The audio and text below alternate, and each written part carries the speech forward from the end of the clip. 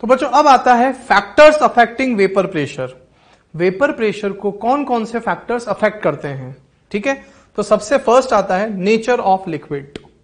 Intermolecular force attraction decreases, vapour pressure increases. कैसे बच्चों, इसको एग्जांपल से समझते हैं। बच्चों इट इज अल्कोहल। कौन है ये? अल्कोहल का जनरल फॉर्मूला है। It is a general formula of alcohol. मुझे भी आप बता सकते हो बच्चों, अल्कोहल में ये जो बीच में डॉट डॉट से हमने शो किया हुआ है ये क्या है? बच्चों इट इज हाइड्रोजन बॉन्ड। कौन है ये? Hydrogen bond. दो मॉलिक्यूल के बीच में है, इसलिए इसको कहेंगे बच्चों इंटर मॉलिक्यूलर हाइड्रोजन बॉन्डिंग। कौन सी बॉन्डिंग बच्चों? Intermolecular hydrogen bond. हम जानते हैं hydrogen bond higher electronegative element के बीच में होता है। Oxygen is a higher electronegative element, ठीक है। तो दो मॉलिक्यूल के बीच में hydrogen bond, intermolecular hydrogen bond, ठीक है। ये कौन है बच्चों? ईथर का जनरल फॉर्मूला है। कौन है बच्चों? ये ईथर। अब बच्चों मैंने कहा था हम इस चैप्टर में लिक्विड जो पढ़ते हैं वॉलेटाइल पढ़ते हैं, तो एक्चुअली दोनों लिक्विड वॉलेटाइल हैं, दोनों की वेपर्स फॉर्म होंगी, दोनों इवोपोरेशन शो करेंगे, लेकिन हमें यह देखना है कि कौन ज्यादा वॉलेटाइल है, कौन कम वॉलेटाइल है, कौन ज्यादा इवोपरेट होने की कैपेसिटी रखता है और किसकी इवोपरेट होने की कैपेसिटी कम है। वही एक्चुअली हम इस एग्जांपल से समझेंगे। अब बच्चों ईथर के मॉलिक्यूल्स जो होते हैं वो नॉन पोलर होते हैं, और नॉन पोलर मॉलिक्यूल्स में जो अट्रैक्शन होता है उसे कहते हैं वॉन डेर वाल अट्रैक्शन। कौन सा अट्रैक्शन बच्चों? याद आ रहा हो आपने ये सब इनऑर्गेनिक में, केमिकल बॉन्डिंग में पढ़ा होगा, वॉन डेर वाल अट्रैक्शन। और बच्चों वॉन डेर वाल अट्रैक्शन जो है वो वीकेस्ट अट्रैक्शन फोर्स है। कौन सा फोर्स है? वीकेस्ट। ये सबसे वीकेस्ट अट्रैक्शन फोर्स है। It is a weakest attraction force. वैसे हाइड्रोजन बॉन्ड भी वीक ही होता है, लेकिन इन दोनों में भी सबसे वीकेस्ट कौन है? Van der Waals attraction. तो अब आप लोग थोड़ा सोचो और मुझे बताओ, इसमें बॉन्डिंग स्ट्रांग है, इसमें दो मॉलिक्यूल्स के बीच की बॉन्डिंग स्ट्रांग है, बॉन्ड टाइट है, तो इसके एस्केप होने की, हवा में उड़ने की टेंडेंसी थोड़ी कम होगी। किसके कंपैरिजन में? इसके कंपैरिजन में। इसके मॉलिक्यूल्स में आपस में बॉन्डिंग वीक है, मॉलिक्यूल्स थोड़ा दूर हैं, यहां मॉलिक्यूल्स थोड़ा पास थे, तो इसके मॉलिक्यूल्स थोड़ा दूर हैं, तो इसके हवा में उड़ने की यानी वॉलेटाइल नेचर, इवोपरेट होने की टेंडेंसी ज्यादा होगी। किससे? इसके कंपैरिजन में। तो सिंपल सी बात होगी, अगर इंटरमॉलिक्यूलर अट्रैक्शन वीक है तो उसके एस्केप होने की, दूर जाने की टेंडेंसी ज्यादा है, तो उसका वेपर प्रेशर, भाई ऑब्वियस सी बात है, अगर वेपर्स इजीली फॉर्म होंगी तो वेपर प्रेशर भी ज्यादा होगा, ज्यादा प्रेशर एक्सर्ट करेंगे इक्विलिब्रियम पर। यहां बॉन्डिंग थोड़ी स्ट्रांग है तो वेपर्स फॉर्म करने की, दूर जाने की टेंडेंसी थोड़ी कम है, और वेपर्स कम बनेंगे तो वेपर प्रेशर भी कम होगा। इसीलिए लिखा हुआ है इंटरमॉलिक्यूलर अट्रैक्शन फोर्स डिक्रीजेस। इसमें इंटरमॉलिक्यूलर अट्रैक्शन फोर्स कम है, वेपर प्रेशर इंक्रीजेस, तो इसका वेपर प्रेशर ज्यादा होगा। आया समझ में? कितनी इंपॉर्टेंट अच्छी बात है। तो स्ट्रॉन्ग इंटरमॉलिक्यूलर अट्रैक्शन उसके कंपैरिजन में, इसलिए less vapour pressure. Weak intermolecular attraction, इसलिए मोर वेपर प्रेशर। तो बताओ कौन लेस वॉलेटाइल, कौन मोर वॉलेटाइल? तो इसमें बॉन्डिंग वीक है, वेपर बनाने की टेंडेंसी ज्यादा है, इसलिए वेपर प्रेशर भी ज्यादा, तो इसे हम कहेंगे मोर वॉलेटाइल, ये ज्यादा वॉलेटाइल है। और ईथर के कंपैरिजन में alcohol is less volatile. Volatile दोनों हैं लेकिन ये कम वॉलेटाइल है, इसकी वेपर्स थोड़ी कम बनेंगी। क्लियर है? समझ आई बात? नेक्स्ट देखते हैं बच्चों। अब टेम्परेचर बहुत इंपॉर्टेंट। देखें बच्चों, if temperature is increased, intermolecular attraction force decrease and hence vapour pressure increases. ये लाइन क्या है बच्चों? अगर आप टेम्परेचर को बढ़ाओगे तो इंटरमॉलिक्यूलर अट्रैक्शन फोर्स कम होगा, सो वेपर प्रेशर बढ़ेगा। इसी एग्जांपल में अगर हम समझें बच्चों, मुझे बताओ यहां बॉन्डिंग थोड़ी स्ट्रांग है ना, तो मुझे अगर इसकी वेपर्स का फॉर्मेशन बढ़ाना है, मैं चाहता हूं कि ये भी ज्यादा वेपर्स फॉर्म करे, तो मुझे इसके बॉन्डिंग को थोड़ा सा वीक करना होगा। इसकी बॉन्डिंग को वीक करने के लिए मुझे बाहर से टेम्परेचर बढ़ाना पड़ेगा। सारी बातें एक दूसरे से लिंक है बच्चों। अभी इसमें बॉन्डिंग स्ट्रांग है, बॉन्डिंग को वीक करना है, मैं चाहता हूं इसकी वेपर ज्यादा बने, तो मुझे बाहर से टेम्परेचर देना होगा। जितना ज्यादा टेम्परेचर देता जाऊंगा बॉन्डिंग उतनी वीक होती जाएगी, वेपर्स फॉर्म होता जाएगा, वेपर प्रेशर बढ़ता जाएगा। तो टेम्परेचर बढ़ाने पर बॉन्डिंग वीक होती जाएगी, इंटरमॉलिक्यूलर अट्रैक्शन कम होता जाएगा, मॉलिक्यूल्स दूर होते जाएंगे, काइनेटिक एनर्जी बढ़ती जाएगी, तो वेपर ज्यादा बनेंगी, तो वेपर प्रेशर भी ज्यादा होगा।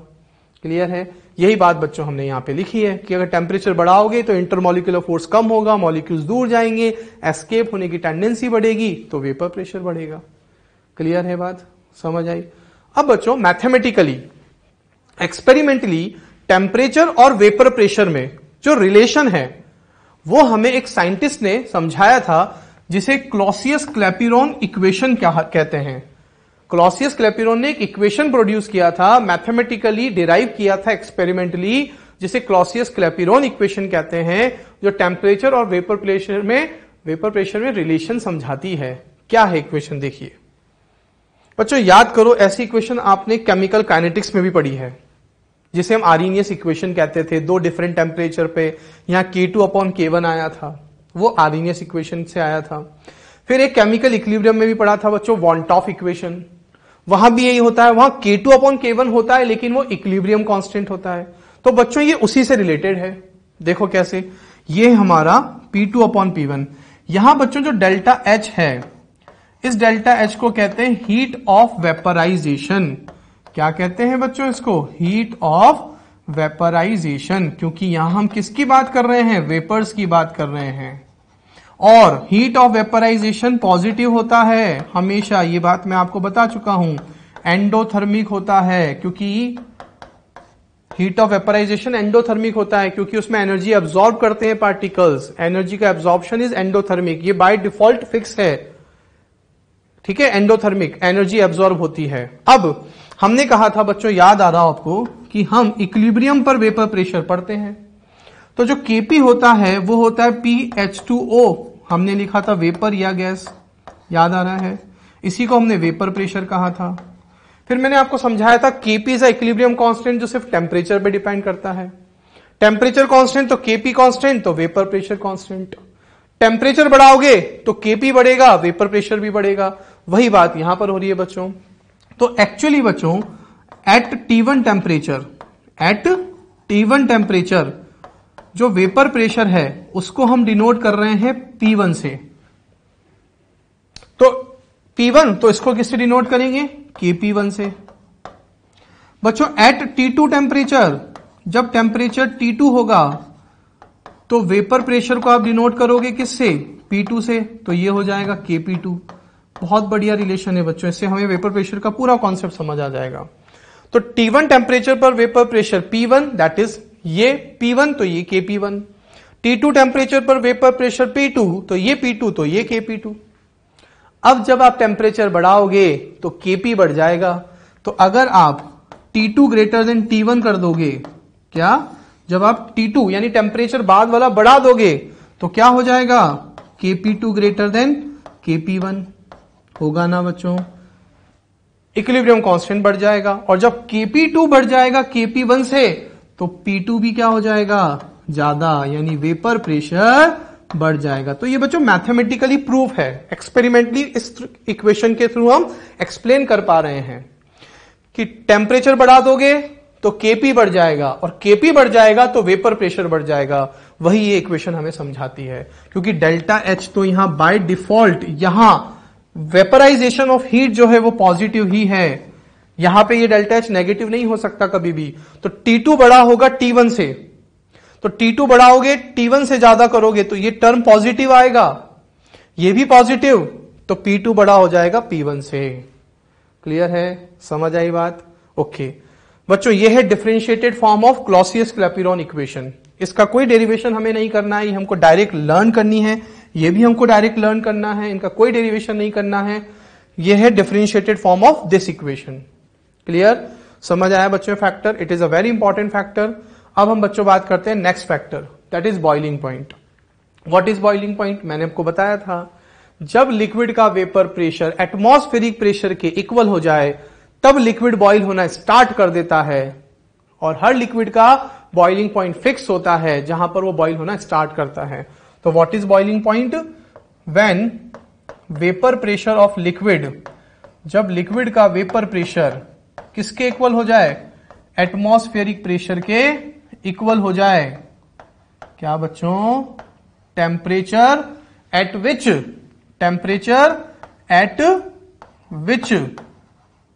Vapour pressure of liquid equal to atmospheric pressure known as boiling point.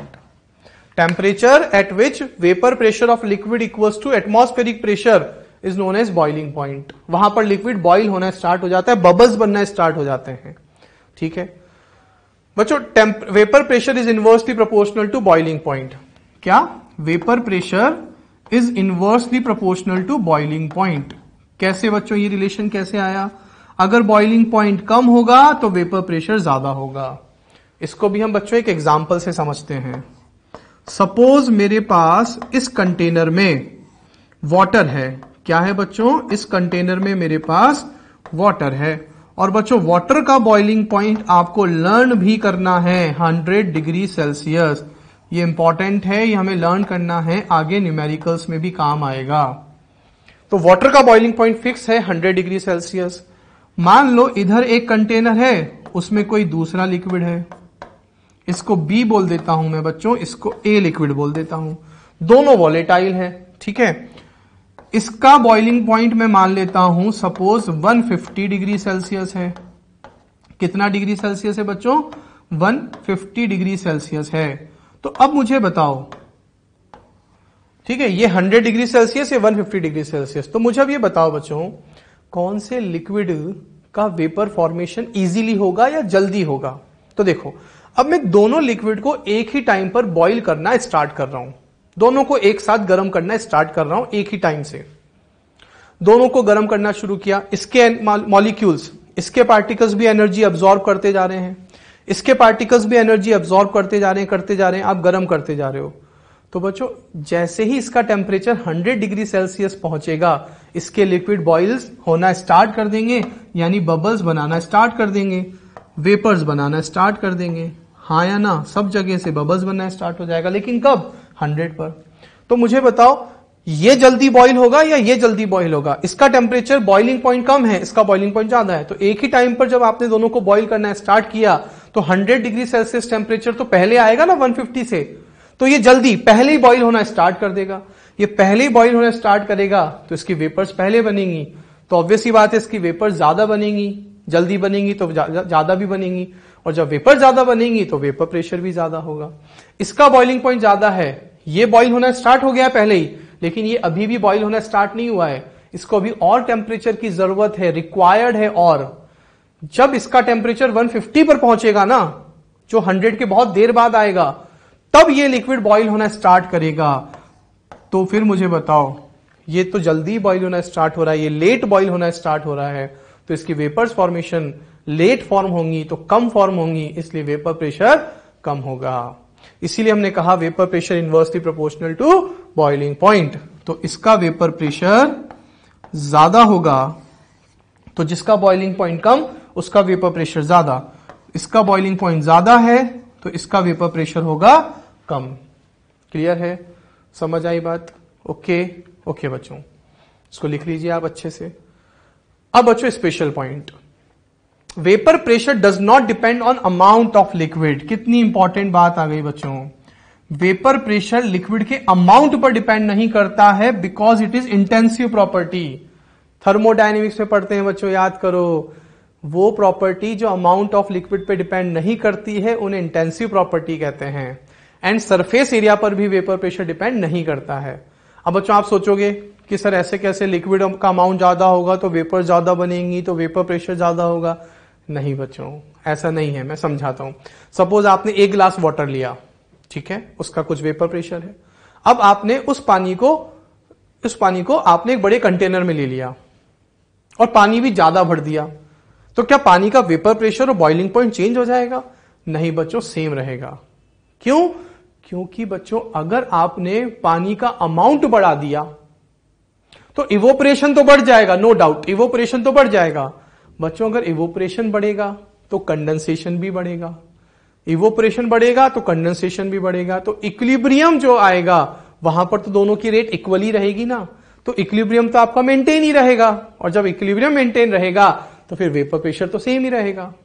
तो आप अगर अमाउंट को डबल कर दो, ट्रिपल कर दो, या आधा कर दो, हाफ कर दो, तब भी क्या होगा, तो जो इक्विलिब्रियम है वो तो मेंटेन रहेगा, क्योंकि अगर इवोपरेशन बढ़ेगा तो कंडेंसेशन बढ़ेगा, इवोपरेशन कम होगा तो कंडेंसेशन भी कम होगा। क्लियर है? इसलिए इक्विलिब्रियम मेंटेन तो वेपर प्रेशर भी मेंटेन रहेगा।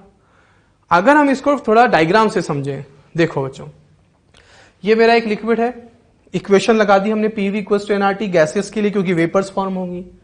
P is pressure, V is volume, N is mole, R is gas constant and T is temperature. अगर मैं इस कंटेनर को डबल कर दूं और अमाउंट को भी डबल कर दूं, साइज ऑफ कंटेनर को भी डबल कर दूं, देखो ऑलमोस्ट मान लेते हैं कि हमने कंटेनर को क्या कर दिया, डबल कर दिया।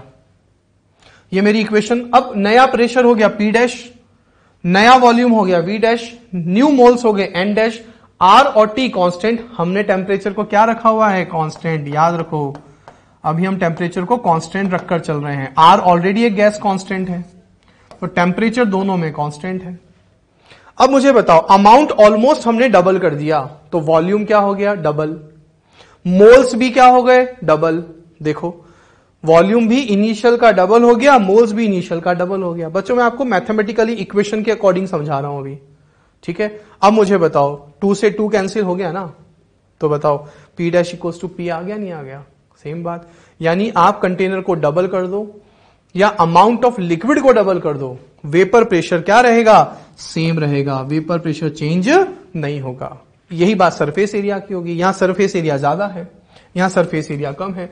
सरफेस एरिया ज्यादा हुआ तो वॉल्यूम भी बढ़ गया, मोल्स भी बढ़ गए, वेपर प्रेशर तो सेम रहा, है ना। इंपॉर्टेंट बात है बच्चों, बहुत अच्छी बात है, इसको ध्यान रखना है, इसका क्वेश्चन भी पूछा जाता है। क्लियर है? ओके, ठीक है बच्चों। ओके स्टूडेंट्स, अब हमारा नेक्स्ट इंपॉर्टेंट टॉपिक आता है राउल्स लॉ। कौन सा लॉ? Raoult's law. बच्चों राउल्स लॉ वेपर प्रेशर से ही रिलेटेड हमारा एक टॉपिक है, जो हमें बताएगा कि किसी भी कंटेनर में अगर 2 लिक्विड को या 2 कंपोनेंट्स को आप मिक्स कर दो तो वेपर प्रेशर में क्या चेंजेस आएंगे। तो हम उसमें पहले पढ़ेंगे टाइप 1, फिर हम पढ़ेंगे बच्चों टाइप 2। टाइप 1 में हमें पढ़ना है फॉर लिक्विड लिक्विड सिस्टम। बच्चों मैंने क्या कहा था, जब भी इस चैप्टर में लिक्विड आ जाए इट मींस वो वॉलेटाइल है, यानी दोनों लिक्विड वॉलेटाइल हैं। ब्रैकेट में लिखा हुआ है मिसिबल लिक्विड्स। मिसिबल का मतलब दोनों इजीली मिक्स हो जाएंगे। हम चैप्टर पढ़ रहे हैं सॉल्यूशन, हमने कहा था हम बाइनरी सॉल्यूशन पढ़ेंगे, होमोजीनस मिक्सचर पढ़ रहे हैं हम, तो एक्चुअली दोनों लिक्विड मिक्स होकर होमोजीनस मिक्सचर फॉर्म करेंगे, बाइनरी सॉल्यूशन बनेगा, ठीक है। मिसिबल मतलब दोनों का इजीली मिक्स हो जाना, यूनिफॉर्म कंपोजिशन हो जाना, होमोजीनस मिक्सचर फॉर्म होना। लिक्विड लिक्विड दोनों वॉलेटाइल हैं। तो देखो बच्चों, ये एक सॉल्वेंट है, ये सॉल्यूट है। सॉल्वेंट जो हमने लिया है बच्चों वो अभी प्योर है, इसमें अभी कोई और प्रेजेंट नहीं है, तो मैं इसको लिख सकता हूं प्योर वॉलेटाइल लिक्विड, ठीक है, या प्योर वॉलेटाइल सॉल्वेंट। तो ये मेरा प्योर वॉलेटाइल सॉल्वेंट है जिसे हम ए से डिनोट कर रहे हैं। अब बच्चों वॉलेटाइल है तो इसकी वेपर्स फॉर्म होंगी, इवोपरेशन होगा, तो इसका कुछ वेपर प्रेशर भी होगा। तो प्योर वेपर प्रेशर को डिनोट करते हैं बच्चों P0 से। किससे? P0। नॉट शो करेगा, ये ऊपर जो नॉट लगाया है प्योर कंडीशन को शो करेगा। सॉल्वेंट ए का है इसलिए हम नीचे लिख देंगे ए। तो बच्चों इसका कुछ वेपर प्रेशर होगा, इसकी कुछ वेपर्स फॉर्म होंगी, उसको हमने डिनोट कर दिया P0A से। ओके, ऐसी एक कंटेनर में सॉल्यूट बी रखा हुआ है, लिक्विड है, वॉलेटाइल है, तो बच्चों ये भी क्या है, ये भी मेरे पास प्योर वॉलेटाइल सॉल्यूट है। लिक्विड है तो लिक्विड है इसका मतलब वॉलेटाइल भी है, इसकी भी वेपर्स फॉर्म होंगी बच्चों, तो इसका भी कुछ वेपर प्रेशर होगा। प्योर है तो हम इसको डिनोट करेंगे अगेन P0 से। सॉल्यूट बी है इसलिए हम नीचे लिख देंगे बी। तो बच्चों प्योर कंडीशन के वेपर प्रेशर को डिनोट करते हैं P0 से, सॉल्वेंट के लिए P0A, सॉल्यूट के लिए P0B। अब हम क्या कर रहे हैं, इस सॉल्यूट को इस सॉल्वेंट में ऐड कर रहे हैं। मिक्सचर बना रहे हैं। देखो मिक्सचर बन गया। ये मेरे पास हो गया बच्चों सॉल्वेंट। कौन हो गया? सॉल्वेंट। और बच्चों ये हो गया मेरे पास सॉल्यूट। सॉल्यूट यानी बी, सॉल्वेंट मींस ए। तो सॉल्वेंट और सॉल्यूट हमने मिक्स कर दिए, होमोजीनस मिक्सचर हो गया, यूनिफॉर्म कंपोजिशन हो गया, मिसिबल लिक्विड बन गया। क्लियर है? दोनों अच्छे से मिक्स हो गए। इसको हमने कह दिया solution, that is A plus B. अब एक बात बताओ बच्चों, जो वेपर प्रेशर है सॉल्वेंट का और सॉल्यूट का, क्या वो अभी भी वही है जो उनका बिफोर मिक्सिंग था या चेंज हो जाएगा? बच्चों चेंज हो जाएगा, क्योंकि अब सॉल्वेंट और सॉल्यूट मिक्स हो गए हैं यूनिफॉर्मली, होमोजीनस मिक्सचर बन गया, दोनों एक साथ प्रेजेंट हैं, दोनों के बीच में इंट्रैक्शंस हैं। तो अब दोनों एक दूसरे पर डिपेंड करेंगे, दोनों का वेपर प्रेशर, हवा में उड़ना, इवोपरेट होना, दोनों का एक दूसरे पर डिपेंड करेगा। इंट्रैक्शन बढ़ गए हैं दोनों में, इसीलिए वेपर प्रेशर पहले से चेंज हो जाएगा, जिसे हम कहते हैं, अब इसके वेपर प्रेशर को हम डिनोट करेंगे बच्चों PA से। ऊपर इस बार हमने नॉट हटा दिया क्योंकि अब ये प्योर नहीं रहा, अब वो मिक्सचर के अंदर प्रेजेंट है, लिक्विड मिक्सचर बन गया है, अब वो प्योर नहीं रहा है, वो सॉल्यूट के साथ प्रेजेंट है, इसलिए ऊपर से नॉट हटा दिया। इसके वेपर प्रेशर को डिनोट करेंगे बच्चों PB से। ठीक है, इसे कहते क्या है? इसे कहेंगे बच्चों पार्शियल वेपर प्रेशर। अब ये पार्शियल वर्ड कब लगाते हैं? जब भी दो या दो से ज्यादा कंपोनेंट कहीं एक साथ प्रेजेंट होते हैं, तो किसी एक को, किसी इंडिविजुअल को डिफाइन करने के लिए उसके आगे वर्ड लगा देते हैं पार्शियल। तो अब यहां दोनों एक दूसरे के साथ प्रेजेंट हैं, तो ए के वेपर प्रेशर को हम बोलेंगे partial vapour pressure of A, B के वेपर प्रेशर को कहेंगे partial vapour pressure of B, और इसको हमने क्या कहा था? Pure vapour pressure of A, pure vapour pressure of B. इसके आगे पार्शियल वर्ड नहीं लगाएंगे क्योंकि ये प्योर है, ये मिक्सचर में नहीं है। ये टर्म्स बहुत इंपॉर्टेंट है बच्चों, यहां एक एक टर्म अगर आपने क्लियर नहीं की तो न्यूमेरिकल में समझ नहीं आएगा कि आपको गिवन क्या है और पूछा क्या जा रहा है। तो इसको बहुत अच्छे से समझना। पार्शियल मतलब मिक्सचर में बात हो रही है, ठीक है, या फिर इसको ऐसे भी कह सकते हैं vapour pressure of A in liquid solution. अगर आपको पार्शियल वर्ड नहीं लगाना, प्योर तो नहीं लगा सकते, पार्शियल नहीं लगाना सपोज, तो क्वेश्चन में कभी कभी वो पार्शियल वर्ड नहीं लगाकर क्या बोल देता है? Vapour pressure of A in solution बोल दिया ना, इन सॉल्यूशन, तो पार्शियल लगाने की जरूरत नहीं है। Vapour pressure of be in solution, partial नहीं लगाया, तो या तो पार्शियल बोल दो या बोल दो इन सॉल्यूशन, लेकिन प्योर नहीं लगेगा, और यहां पार्शियल वर्ड नहीं आएगा। ये टर्म्स बहुत इंपॉर्टेंट है। क्लियर है? एक एग्जांपल ले लेते हैं। सपोज ये अल्कोहल है, सपोज ये वाटर है, दोनों वॉलेटाइल हैं, दोनों लिक्विड हैं, दोनों का आपने मिक्स किया, अल्कोहल वाटर का होमोजीनस मिक्सचर फॉर्म हो गया। अब अल्कोहल और वाटर दोनों का वेपर प्रेशर, अल्कोहल की वजह से वाटर का और वाटर की वजह से अल्कोहल का वेपर प्रेशर चेंज हो जाएगा, क्योंकि दोनों यूनिफॉर्मली मिक्स हो गए हैं, क्लोज आ गए हैं दोनों, है ना। तो दोनों की जो वेपर्स बनेंगी वो अब डिपेंड करेगा कि दोनों में कंपैरेटिवली कौन ज्यादा है और कंपैरेटिवली कौन कम है। सपोज इस मिक्सचर में अल्कोहल वाटर के कंपैरिजन में ज्यादा है, तो अल्कोहल की वेपर्स वाटर के कंपैरिजन में ज्यादा बनेंगी, तो उसका वेपर प्रेशर भी ज्यादा होगा। वाटर अगर अल्कोहल से कंपैरेटिवली ज्यादा हुआ तो वाटर की वेपर ज्यादा फॉर्म होंगी, तो उसका वेपर प्रेशर भी ज्यादा होगा। क्लियर हो रही है बात? समझ आ रही है? इसी बात को एक्सपेरिमेंटली, मैथमेटिकली राउल्स ने एक्सप्लेन किया था, जिसे कहते हैं राउल्स लॉ। क्या कहते हैं? Raoult's law.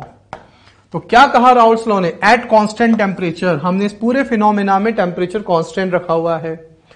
Partial vapour pressure, बच्चों पार्शियल वेपर प्रेशर मतलब जिसमें आप ऊपर नॉट नहीं लगा रहे हो, यहां की बात हो रही है, मिक्सचर की बात हो रही है, is directly proportional to mole fraction of component in solution. मैंने क्या कहा था अभी कि अगर अल्कोहल और वाटर में सपोज अल्कोहल ज्यादा हुआ ठीक है, तो उसका वेपर प्रेशर ज्यादा होगा सॉल्यूशन के अंदर, वाटर ज्यादा हुआ तो उसका वेपर प्रेशर ज्यादा होगा। तो एक्सपेरिमेंटली राउल्स ने उस ज्यादा और कम वाली बात को मोल फ्रैक्शन से समझाया था। एक्सपेरिमेंटली किससे समझाया था? मोल फ्रैक्शन से। तो उन्होंने कहा अगर अल्कोहल का मोल फ्रैक्शन वाटर से ज्यादा हुआ, क्या अल्कोहल का मोल फ्रैक्शन अगर इस सॉल्यूशन में अगर अल्कोहल का, एग्जांपल ले रहा हूं मैं, अल्कोहल और वाटर, तो कोई और भी दो लिक्विड हो सकते हैं, अगर अल्कोहल का वाटर से मोल फ्रैक्शन इस लिक्विड सॉल्यूशन में ज्यादा हुआ तो उसका वेपर प्रेशर इस सॉल्यूशन में ज्यादा होगा। दैट इज द लॉ, देख लो। तो जिस लिक्विड का मोल फ्रैक्शन सॉल्यूशन में ज्यादा उसका वेपर प्रेशर भी ज्यादा, दैट इज डायरेक्टली प्रोपोर्शनल। अगर वाटर का ज्यादा हुआ अल्कोहल के कंपैरिजन में तो उसका वेपर प्रेशर ज्यादा होगा। तो that is the actual Raoult's law. Partial vapour pressure of component is directly proportional to mole fraction of component in solution. A के मोल फ्रैक्शन को हम डिनोट करेंगे एक्स ए से और बी के मोल फ्रैक्शन को हम डिनोट करेंगे एक्स बी से। तो एक्स ए और एक्स बी क्या है? Mole fraction of A and B in liquid solution, आ गया समझ? क्लियर? तो ये pure liquid A, P not A, pure liquid B, P not B, दोनों को मिक्स किया। अब दोनों प्योर नहीं है, मिक्सचर फॉर्म हो गया है, और मिक्सचर फॉर्म हो गया है तो वेपर प्रेशर चेंज हो जाएगा, जिसे हम पी ए और पी बी से डिनोट कर रहे हैं। जिसका मोल फ्रैक्शन ज्यादा उसका वेपर प्रेशर ज्यादा, जिसका मोल फ्रैक्शन कम उसका vapour pressure come. That is Raoult's law. Okay, clear है बात? समझ आ रही है? ओके, अब हम इसको कंटिन्यू करते हैं आगे। देखिए, देखो हमने क्या कहा? P प्रोपोर्शनल टू X, तो P A proportional to X A हो गया। ए का पार्शियल वेपर प्रेशर ए का उसके मोल फ्रैक्शन के डायरेक्टली प्रोपोर्शनल है। प्रोपोर्शनल का साइन हटाते हैं तो एक कांस्टेंट आता है। तो राउल्स ने जो कांस्टेंट यहां पे यूज किया बच्चों, वो कौन है? P not a. तो प्रोपोर्शनल साइन हटाने पर एक कांस्टेंट आया, that is P not a, क्योंकि पी नॉट ए यानी प्योर वेपर प्रेशर जो होता है ना लिक्विड का, वो कांस्टेंट होता है, कांस्टेंट टेम्परेचर पर, और आपने टेम्परेचर कांस्टेंट रखा हुआ है, टेम्परेचर कांस्टेंट है। तो प्रोपोर्शनल साइन हटाया, एक कांस्टेंट आया P not a. P not a मतलब प्योर वेपर प्रेशर जो कि कांस्टेंट रहता है। क्लियर? ये हो गया पी ए। ऐसे ही बच्चों P B proportional to X B, B का पार्शियल वेपर प्रेशर उसके मोल फ्रैक्शन के डायरेक्टली प्रोपोर्शनल होगा। प्रोपोर्शनल साइन हटाएंगे तो प्योर का वेपर प्रेशर रख दिया राउल्स लॉ ने एज अ कांस्टेंट, क्योंकि वो कांस्टेंट होता है। समझ आ रही है बात? तो पी ए और पी बी की इक्वेशन बन गई। पढ़ो ऊपर क्या लिखा है। फॉर अ सॉल्यूशन, अभी हम लिक्विड सॉल्यूशन की बात कर रहे हैं, ऑफ वॉलेटाइल लिक्विड्स, देखो आ गई ना बात, volatile liquid, the partial vapour pressure of any component at constant temperature is equal to vapor pressure of pure component multiplied by mole fraction of that component in the solution। देखो, vapor pressure of liquid A is equal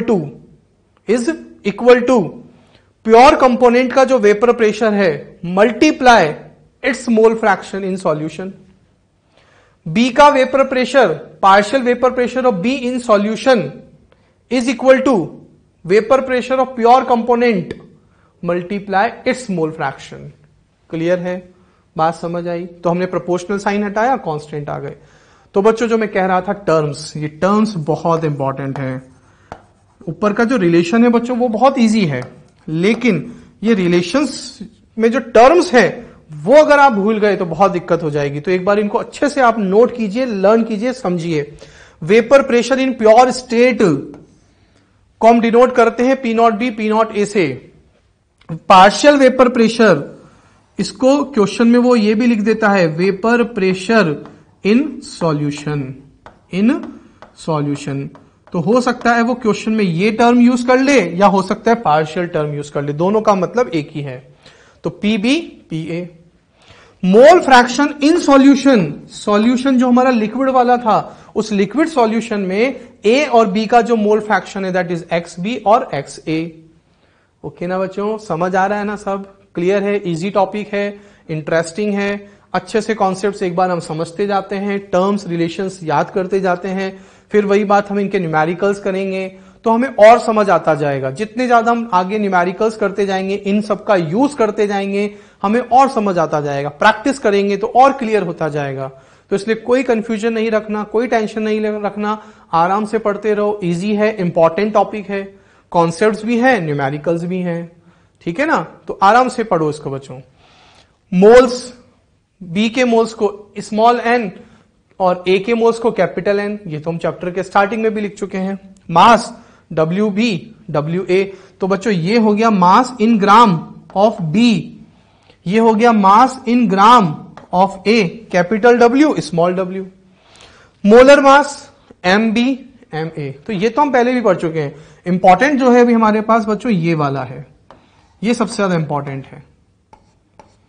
तो ये terms हमें अच्छे से learn होने ही चाहिए। Okay, समझ आई बात। अब बच्चों एक बात बताओ मुझे, अभी अभी हमने पढ़ा कि हमारे पास इस कंटेनर में लिक्विड A भी प्रेजेंट है और लिक्विड B भी प्रेजेंट है। लिक्विड A के प्रेशर को हमने डिनोट किया बच्चों PA से इन दिस सॉल्यूशन, और B के प्रेशर को हमने डिनोट किया PB से।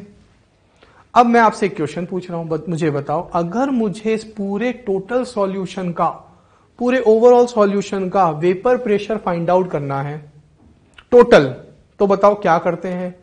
सिंपल, कॉमन सेंस, दोनों के प्रेशर को ऐड कर दो, आपको पूरे सॉल्यूशन का टोटल प्रेशर मिल जाएगा। पार्शियल वेपर प्रेशर का सम कर दोगे ना आप, तो आपको टोटल वेपर प्रेशर मिल जाएगा। और ये बात मैथमेटिकली डाल्टन लॉ में हम समझते भी हैं, डाल्टन्स लॉ में बात प्रैक्टिकली प्रूफ भी की गई थी। तो अब हम उसी की बात कर रहे हैं। तो देखते हैं बच्चों क्या, according to Dalton's law, Dalton's ने क्या कहा था कि अगर आपको टोटल प्रेशर लाना है, जिसे हम टोटल सॉल्यूशन का प्रेशर भी कह सकते हैं, तो आप या तो उसको P सॉल्यूशन कहो या आप उसको P टोटल कहो, बात एक ही है, equals to PA plus PB। अगर 3 कंपोनेंट हुए तो उसका भी प्रेशर ऐड हो जाएगा, लेकिन हम बाइनरी सॉल्यूशन पढ़ रहे हैं तो इसलिए हम 2 की बात कर रहे हैं, बट 3 भी हो सकते हैं, 4 भी हो सकते हैं, इसलिए डैश डैश डैश। तो सभी के पार्शियल प्रेशर का ऐड कर दो, सम कर दो, टोटल प्रेशर मिल जाएगा। क्लियर है? अब हम इन P और PB की यहां से ये वैल्यू पुट कर देते हैं। PA की वैल्यू P0XA, PB की वैल्यू P0BXB। तो जब मैं इसकी वैल्यू पुट कर देता हूं यहां पर, तो देखिए P सॉल्यूशन और P total equals to PA plus PB। PA मेरे पास किसके इक्वल आया था? P0XA के, और PB किसके इक्वल आया था? P0BXB के। बच्चों ये है इंपॉर्टेंट इक्वेशन, जिसके हम न्यूमेरिकल्स भी करेंगे और बच्चों आगे इसी को अब हम कंटिन्यू भी करेंगे। That is very important. Routes law की मेन इंपॉर्टेंट इक्वेशन हो गई बच्चों ये वाली। तो मैं यहां पर एक बार लिख देता हूं कि PA proportional to XA, proportional sign हटाया था बच्चों हमने, तो PA इज इक्वल्स टू हो गया था P0A XA। PB proportional to XB, तो बच्चों प्रोपोर्शनल साइन हटाएंगे तो क्या आएगा? P0B और फिर XB। तो ये एक जगह पर आपके सारे रिलेशंस हो गए। ये आपका पूरा एक्चुअल राउल्स लॉ हो गया, ये और ये। फिर हमने डाल्टन्स लॉ की हेल्प से टोटल सॉल्यूशन निकाल लिया, दोनों को सम कर दिया। तो राउल्स लॉ में हमने डाल्टन्स लॉ यूज क्यों किया? क्योंकि हमें टोटल सॉल्यूशन का प्रेशर लाना था। तो डाल्टन्स ने कहा था कि पार्शियल वेपर प्रेशर का सम जो होता है वो टोटल वेपर प्रेशर के इक्वल होता है, इसलिए हमने डाल्टन्स लॉ को यहां पे यूज किया। तो बच्चों ये 2 इंपॉर्टेंट चीजें होंगी राउल्स लॉ की, जो एक्चुअली हमें अब ध्यान रखनी। ये कंक्लूजन हो गया राउल्स लॉ का, ये याद रखो और ये याद रखो, ठीक है ना। अब आगे देखते हैं बच्चों, इस इक्वेशन को मैथमेटिकली हम 2 तरह से लिख सकते हैं। न्यूमेरिकल्स में कभी कभी वो कंफ्यूज कर देता है, या हमसे बोले अलग अलग तरीके से इस इक्वेशन को पूछ लेता है, एक्सप्रेस करवा लेता है। तो क्या करेंगे? तो हम एक बच्चों रिलेशन जानते हैं, XA plus XB is equals to 1 होता है। जानते हैं ना हम ये बात, पहले से पढ़ते आए, क्वेश्चंस भी किए हैं हमने। इसी का यूज करते हुए हम इस इक्वेशन को 2 मेथड से एक्सप्रेस कर सकते हैं। देखो पहले मैं क्या कर रहा हूं, पहले मैंने क्या किया बच्चों, इस XA की जगह पे रख दिया 1 माइनस XB, है ना, इस एक्स बी को मैं उधर ले गया तो एक्स ए इक्वल्स टू क्या हो गया 1 माइनस एक्स बी, तो मैंने एक्स ए की जगह पुट कर दिया 1 माइनस एक्स बी। ठीक है, ये हम न्यूमेरिकल्स के लिए देख रहे हैं बच्चों, ये आपको रटना नहीं है, मैं जो समझा रहा हूं वो कैसे कर रहा हूं वो आपको समझना है मैथमेटिकली। अब तो सिंपल है, इसको इससे मल्टीप्लाई किया, इसको इससे मल्टीप्लाई किया, ये इक्वेशन आ गई। इसको और सिंप्लीफाई करें तो बच्चों मैं यहां से एक्स बी को कॉमन ले सकता हूं क्या? हां, मैं यहां से एक्स बी को कॉमन ले लेता हूं। तो देखो P S equals to P not A को मैंने एज इट इज रख दिया। बच्चों मैंने यहां पे प्लस एक्स बी को कॉमन लिया है। किसको कॉमन लिया है? प्लस एक्स बी को कॉमन लिया है। तो जब मैं प्लस एक्स बी को कॉमन लूंगा तो मेरे पास क्या बचेगा? P not B minus P not a. समझ आ रहा है ना? मैथमेटिकल है बच्चों, ध्यान रखना थोड़ा सा। आपने यहां से एक्स बी को कॉमन ले लिया, प्लस एक्स बी को कॉमन ले लिया, आपने बच्चों इसको कॉमन ले लिया, तो यहां क्या बचा? P not be. यहां क्या बचा? Minus P not A. Clear है? अगर बच्चों में यहां पर ध्यान रखना, अगर मैं यहां पर बच्चों माइनस, क्या बच्चों? माइनस, ध्यान रखना बच्चों, सुनना मेरी बात, अगर मैं यहां पर इस माइनस एक्स बी को कॉमन ले लूं, किसको कॉमन ले लूं? अभी मैंने प्लस एक्स बी कॉमन लिया है, मैं सिखा रहा हूं, सीखना, रटना नहीं है। माइनस एक्स बी को अगर मैं कॉमन ले लूं तो क्या होगा देखना। अगर मैंने माइनस एक्स बी को कॉमन ले लिया तो मेरे पास इक्वेशन क्या बचेगी? P not a minus P not be, change हो जाएगा। समझ आ रही है बात? तो इस तरह से भी लिखना आना चाहिए हमको, न्यूमेरिकल्स में यूज होगा। एक बार मैंने प्लस एक्स बी कॉमन लिया तो ये इक्वेशन आई। अगर मैं माइनस एक्स बी को कॉमन लूंगा तो पी नॉट ए, प्लस में से माइनस कॉमन हो जाता है तो क्या बचता है? Minus P not be. तो इस तरह से हमें ये लिखना आना चाहिए। अब सेकंड वाला बच्चों आप खुद भी करके देख सकते हो। अब मैंने एक्स ए की जगह भी 1 माइनस एक्स बी किया था, अगर मैं एक्स बी की जगह 1 माइनस एक्स ए कर दूंगा अब तो देखो इस बार मैंने एक्स बी की जगह 1 माइनस एक्स ए पुट कर दिया। मल्टीप्लाई करेंगे, देखो मल्टीप्लाई किया, P not B minus P not B X A. फिर वही बात, मैं इस बार एक्स ए को कॉमन ले लेता हूं। जब मैंने एक्स ए को कॉमन ले लिया तो ये जो पी नॉट बी है इसको तो हम इधर ले आए, बाहर ले आए। एक्स ए को कॉमन ले लिया, बचा P not a minus P not be. ऐसे ही मैंने एक बार प्लस एक्स ए को कॉमन लिया है, आप माइनस एक्स ए को भी कॉमन ले सकते हो, जैसे मैंने यहां बताया था। तो ये हमें सीखना है। फिर मैं बता रहा हूं as a conclusion Raoult's law क्या है, ये और ये, this one and this one, ये आप ध्यान रखिए बस, बाकी सब हमें सीखना है। ये तो हमें याद होना चाहिए डायरेक्ट न्यूमेरिकल्स के लिए। दैट इज राउल्स लॉ की मेन इक्वेशन, और यहां से राउल्स लॉ स्टार्ट हुआ था कि partial vapour pressure of any component in solution is directly proportional to its mole fraction. Clear है? समझ आया सब? बहुत इंपॉर्टेंट है, न्यूमेरिकल्स करेंगे फिर हम इनके। बच्चों अब ये ग्राफ आता है, जो अभी हमने राउल्स लॉ पढ़ा, हमने जो राउल्स लॉ की इक्वेशन पढ़ी अभी, P S is equals to P A plus P B equals to P not A X A plus P not B X B, ये हमने इक्वेशन पढ़ी बच्चों। इसी का अब हमें ग्राफ बना रहे हैं। देखो कितनी बढ़िया बात है बच्चों, जब एक्स ए इक्वल्स टू 0 होगा तो हम इक्वेशन जानते हैं ना, क्या इक्वेशन जानते हैं बच्चों हम? X A plus X B is equals to 1 होता है। अगर एक्स ए को 0 पुट कर दूं, यानी सॉल्वेंट को मैं 0 कर दूं, तो मेरे पास सिर्फ क्या आएगा? सॉल्यूट आएगा। तो बच्चों ये हो गया मेरा प्योर सॉल्यूट। क्या हो गया? Pure solute. तो इन सिंपल हम बात कर रहे हैं, एक बार हम प्योर सॉल्यूट ले रहे हैं, यहां मेरे पास है बच्चों प्योर सॉल्वेंट। कौन है बच्चों मेरे पास यहां पर? Pure solvent. सॉल्यूट को आपने क्या कर दिया? 0 कर दिया। यानी एक बार मैं प्योर सॉल्वेंट की बात कर रहा हूं और एक बार मैं प्योर सॉल्यूट की बात कर रहा हूं। ठीक है? जब सॉल्वेंट प्योर है तो आप XB की वैल्यू यहां 0 पुट करो। जब आप XB की वैल्यू को यहां पे 0 पुट करोगे बच्चों तो आपको क्या मिलेगा? PS is equals to PA equals to P nought A X A, यह आपको मिलेगा। बहुत अच्छे से समझना। क्या बच्चों? अभी हम यहां पे सिर्फ प्योर सॉल्वेंट की बात कर रहे हैं। प्योर सॉल्वेंट यानी सॉल्यूट है ही नहीं, जब सॉल्यूट ही नहीं है तो हमारे पास सिर्फ कौन है, सिर्फ हमारे पास सॉल्वेंट है, तो एक्चुअली पीएस का कोई सिग्निफिकेंस हुआ ही नहीं फिर, क्योंकि अब सॉल्यूशन तो बना ही नहीं, सिर्फ एक ही लिक्विड है ए, तो एक्चुअली पीएस सिर्फ किसके इक्वल है, पीए के। तो यहां पर हमारे पास पीए बोलो या पीएस बोलो, फिर बात एक ही हो गई, क्योंकि प्योर सॉल्वेंट है, सॉल्यूट तो है ही नहीं, equals to P not A X A. ऐसे बच्चों यहां पर मेरे पास सिर्फ प्योर सॉल्यूट है, सॉल्वेंट तो है ही नहीं। अब मैं यहां पे एक्सए की जगह 0 पुट कर दूं, तो अगर मैं यहां पर एक्सए की जगह 0 पुट कर दूंगा तो मेरे पास आ जाएगा P S equals to P B, that is P not B X B.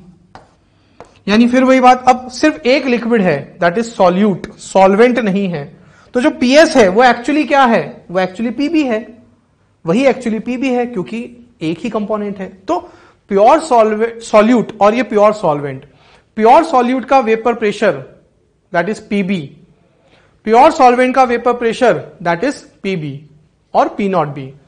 Clear है, समझ आई ये बात। तो प्योर सॉल्वेंट, प्योर सॉल्यूट। अब एक बात मुझे बताओ, जब एक्स बी इक्वल्स टू 1 है तो मेरे पास सिर्फ प्योर सॉल्यूट है ना, सॉल्वेंट नहीं है। तो देखो ये रहा, ये है मेरे पास क्या बच्चों, यहां पर मेरे पास है प्योर सॉल्यूट का वेपर प्रेशर। देख लो एक्स बी इक्वल्स टू 1, तो यहां पर एक्स बी की जगह आप 1 पुट कर दोगे तो आपके पास क्या आ जाएगा बच्चों, पी नॉट बी आ जाएगा। समझ आ रही है बात, है ना, क्लियर है।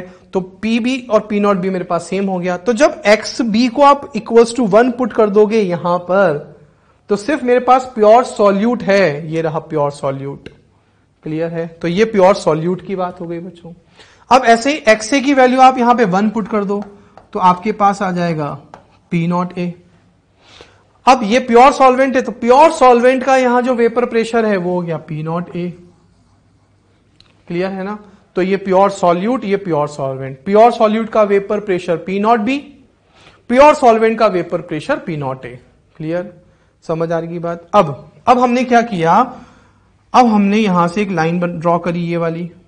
कैसे, देखो यहां अगर मैं बात करूं, यहां से समझना बच्चों, अगर मैं पी नॉट बी, क्या बच्चों, पी नॉट बी से नीचे डाउनवर्ड जा रहा हूं, यहां पहुंचा, तो मुझे यहां कौन मिल रहा है, प्योर सॉल्वेंट मिल रहा है।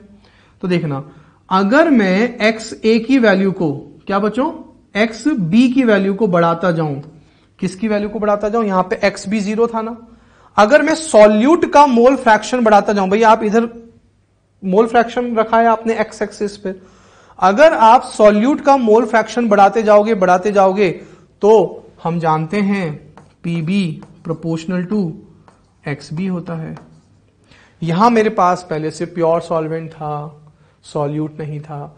अब आप उसमें सॉल्यूट का मोल फ्रैक्शन बढ़ाते जा रहे हो तो सॉल्यूट का वेपर प्रेशर बढ़ता जा रहा है। यहां जाकर मुझे सिर्फ कौन मिलेगा, pure solute, that is maximum constant value.